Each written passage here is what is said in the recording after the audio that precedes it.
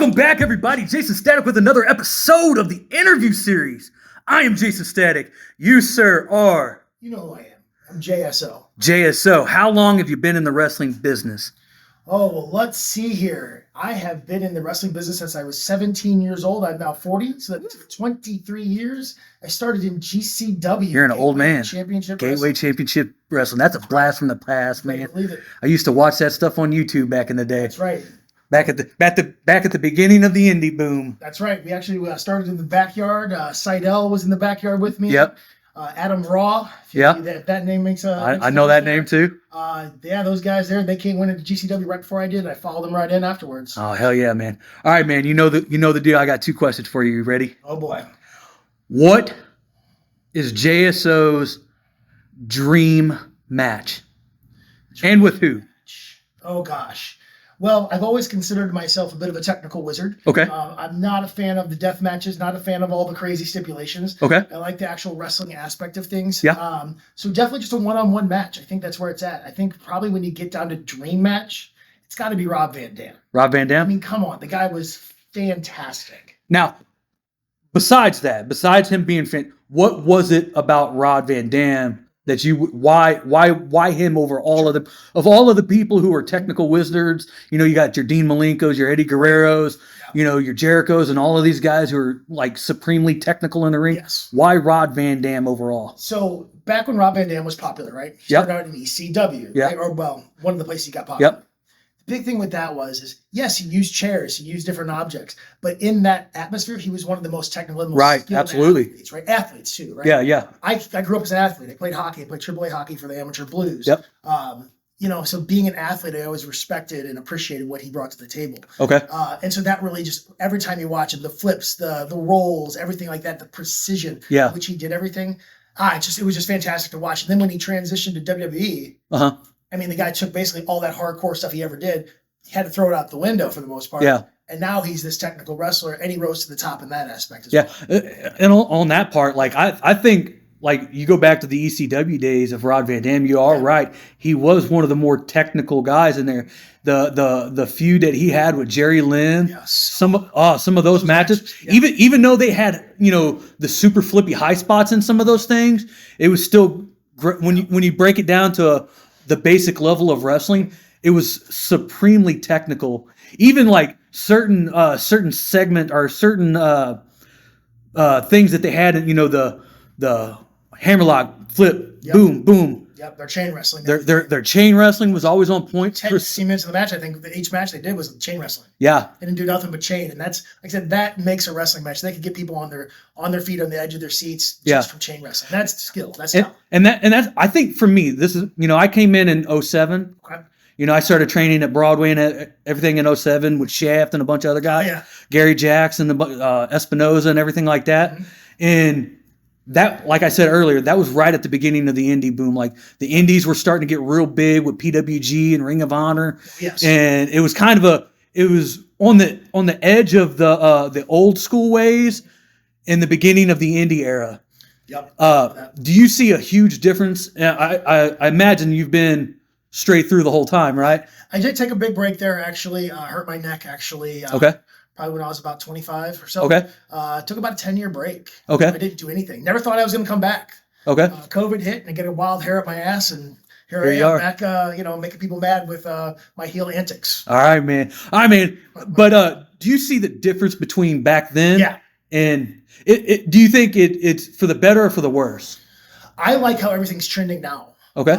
You have your AEW, which they do the super spot orientated stuff on there. I really think that, the way WWE kind of does it now, storytelling matters out of everything. And it got away from that. Yeah. That's what I like. I like the storytelling, the match telling a story. But you went into the more spot fest, the more spot monkey stuff, right? Yeah. Where you're doing all the flips and the crazy stuff. I can do some of that. I like the storytelling aspect of it. So now that it's started to come back to that in the last few years. Yeah. That's why wrestling, I think, is kind of ascended to where it's at. I love it when it's a mixture of all of them. Yeah. You have to have that little bit in there. Yeah.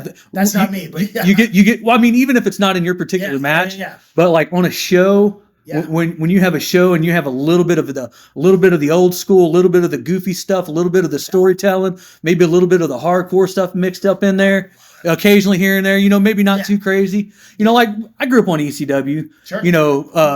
FMW, so like, that was as hardcore could get back in the day, so like, and I know it's a lot different nowadays, but like, I think there's a time and place for everything in the industry. What say? Do you think about that too? I mean, it's on my mind. Like I said, I kind of keep track of a little bit of everything. I have people that I know that are out doing death matches. Yeah. What's his name? Neil Cutter. Yeah. I mean, I literally great dude. My backyard was where he started first match. Wow. And he's killing it. Great guy, and so it's Jeff Sly, go wash your shorts. My grandma used to say. Know that if you see this. So no, great. Yeah, but he's done the deathmatch stuff and made a name for himself. Oh yeah. Great. There's other guys out there, Seidel doing all the different spot stuff on there. Yeah. Fantastic. You know, it's just everybody's got their spot. I love seeing it. Me too. I'm the same way. I love if you're succeeding in the business. Yep. I don't care what it is you're doing. You're doing something right. Doing something right for me. Absolutely, man. Yeah, for sure. Great first question, man. Thank you. Right. J.S.O. Yes. Second question. Are you ready? Yes. Let's do it. What was the most memorable moment in your professional wrestling career, whether it's in the ring or on the road? Oh gosh. Well, here's the big thing. This is going to air at a later date than we're actually taping this. We all know this. Yep. Right? Yes, sir. So the most memorable thing that we'll talk about is actually what will happen here coming up. So by the time this airs, it will have been the most memorable. Now, I'm not going to give anything away, of course, but there's a big match that I have coming up September 14th against Slammer in the main event, celebrating the 125th anniversary of South Broadway, which is huge in its own right, right? Right, absolutely. With that match being in the main event of Broadway, is against someone like Slammer, who's just such a great character, such a great thing on there, such a great person. That by far is something that I've known about that match coming up. It's been looking forward to it for a month or so now. Yeah, and oddly enough, is I will be there to witness this match, as I was one of the old school Broadway guys. That's right. Yes. That's where I trained at. So being there, Al Bowman asked me to be there a couple months back, and I said 125th anniversary. There's no way that I can't pass that up. It's just nuts. That building's been there for that long. Yeah. Like I said, it's something different about Broadway. All these promotions are great. There's something different about it, right? Yeah. It's just it's an aura about it. Yeah. I think for me, what it is in particular about South Broadway, it's got that old school charm of what, even though I wouldn't particularly say Broadway currently in its current form is like stereotypical old school wrestling. Not yet, no.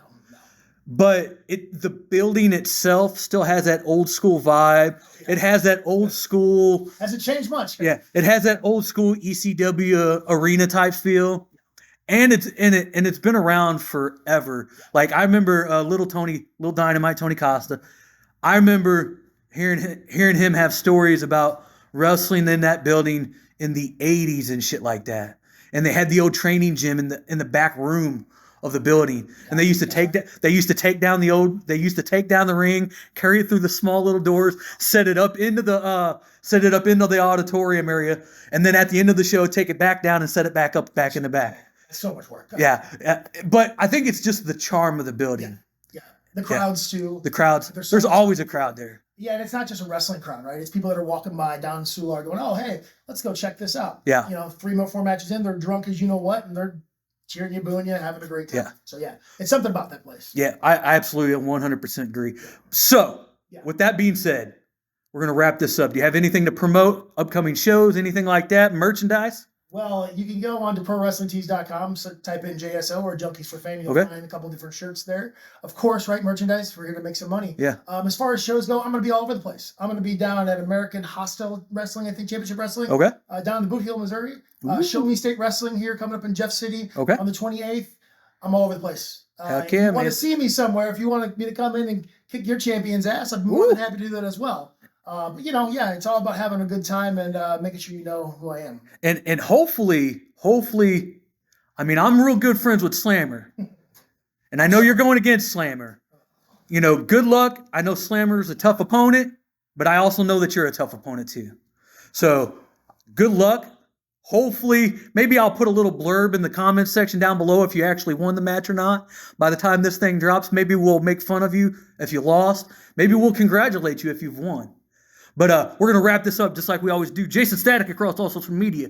Facebook, YouTube, Instagram. Fight Club Wrestling Academy on Facebook, YouTube. That's where we're at right now. Tell me how much you like J.S.O. Tell me how much you hate J.S.O. Tell me if you like Slammer compared to J.S.O. And last but not least, this is how we fund the whole situation here. We are 138co.com. That's my website. That's where you get the Jaysin Static merch, the Fight Club merch, and the super secret weapon that I have. You don't know about this, J.S.O., What is this weapon? but it's a super secret club, and only about 115 people know this. So it's super secret still. Yes. 138 Streetwear. That's the streetwear brand. Okay. I grew up on streetwear clothing back in the day, back in the 90s, streetwear clothing. But this streetwear, it's wrestling-based streetwear for the pro wrestler. Check it out, J.S.O. Man, you know what? I hope Slammer beats you. Jaysin Static, you're trash. Thank you. But you're welcome. And so are you too. I appreciate you being here, man.